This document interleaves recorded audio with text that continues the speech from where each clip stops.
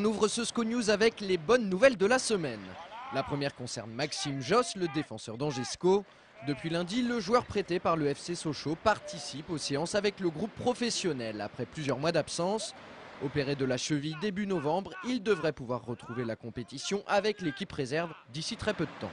Ça sera peut-être un peu juste ce week-end, donc on pourra l'envisager sûrement dans une dizaine de jours avec l'équipe réserve, sachant qu'il lui faudra au moins 2 ou 3 matchs avec l'équipe réserve pour pouvoir prétendre au groupe professionnel. Donc voilà, ça suit son cours, mais il faut être patient.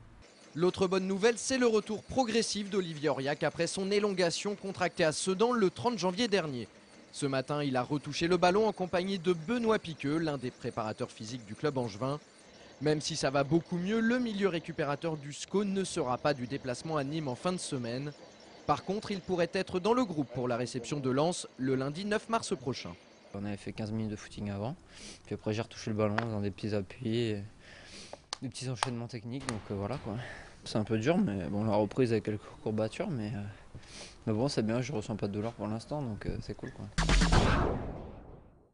On enchaîne avec un grand bravo, non pas à Thierry Lardeux, l'animateur de Foot Foot, qui est au demeurant le grand espoir de l'équipe des vétérans de la Croix-Blanche, mais à Paul Aloé-Folou, élu meilleur joueur de Ligue 2 du mois de janvier.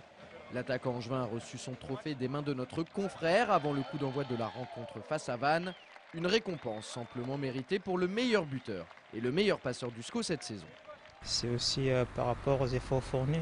Donc on se dit toujours il faut bosser, mais au bout s'il n'y a pas la récompense, souvent c'est comme si on faisait un travail qui ne sert à rien.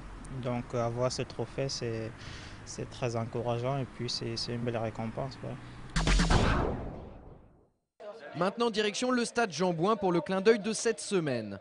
Vendredi soir dernier, Olivier Auriac a effectué ses grands débuts en tant que consultant télé. Ses débuts, il les a fait avec Angers 7 bien sûr. Et comme vous allez pouvoir le constater, même derrière la caméra, Olivier a pleinement vécu cette rencontre. Au départ un peu stressé, Olivier vit avec beaucoup d'intérêt la première occasion de son équipe. Le centre qui est dévié, Auvray qui passe au travers, la frappe de Flingue et ça passe. Et puis en début de deuxième mi-temps, c'est l'heure de la douche froide. Pour Gimbert, très beau geste technique aussi pour se débarrasser de Malik Couturier. Attention, on se rapproche des buts, la frappe. Oh et quel but! Quel magnifique but de Gimbert, une superbe frappe du pied gauche qui vient tromper Jean-Daniel Padovani. Sur l'ouverture du score vantaise, Olivier n'en croit pas ses yeux. Il est tout simplement scotché par le but venu d'ailleurs de Gimbert. Au final, malgré la défaite du SCO, Olivier semblait content de cette première expérience. Bah écoute, j'espère que j'ai pas trop dit de bêtises. C'est vrai que c'est pas facile de être joueur et donner son avis sur ses partenaires et sur l'équipe en général. J'ai essayé d'être un petit peu détaché sans trop l'être parce que je peux pas. Je voulais le faire par rapport à une expérience personnelle, je n'avais jamais essayé et puis je voulais savoir si ça pouvait être intéressant, mais ça m'a bien plu. Donc voilà, j'espère qu'on aura l'occasion de rééditer ça, un de ces 4. Cette semaine sur le plateau de Foot Foot, Thierry Lardeux reçoit un invité de choix. Cet invité, c'est Olivier Piqueux, le manager général d'Angesco.